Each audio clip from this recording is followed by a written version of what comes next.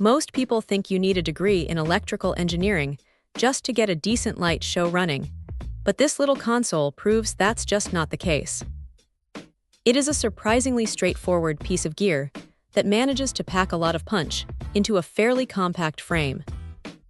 When you first pull it out of the box, it feels like a classic, no-nonsense tool.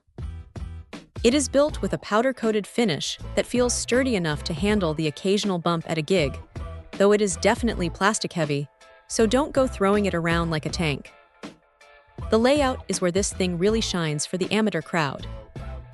Instead of burying you in menus, it gives you 7 distinct sections that are actually labeled in a way that makes sense. You have your light selection area, your scene switchers, and those satisfyingly tactile channel sticks that let you dial in your colors or movements without having to hunt through a digital interface.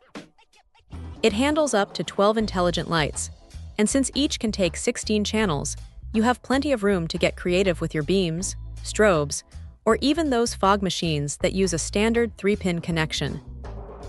Now here is the thing about these budget controllers. They are not going to replace a high-end professional desk that costs as much as a used car, but for a wedding, a small club, or just making your home setup look like a legit venue, it does the job remarkably well.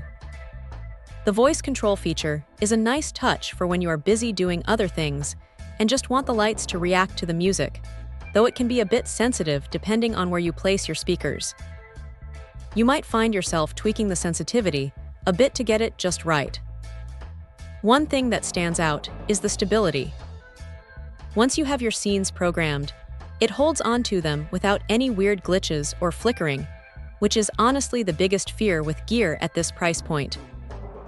If there is a downside, it is that the learning curve for the manual programming can be a little dry if you have never touched DMX before. You will definitely want to keep the manual handy for the first hour or so while you figure out the page selection logic. It is not a deal breaker, but it is not exactly plug and play if you want to do anything complex. The faders feel smooth enough, though they have a bit of that lightweight plastic resistance that reminds you exactly what you paid for.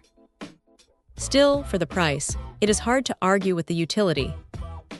It turns a chaotic mess of cables and random light patterns into something that actually looks like a coordinated show.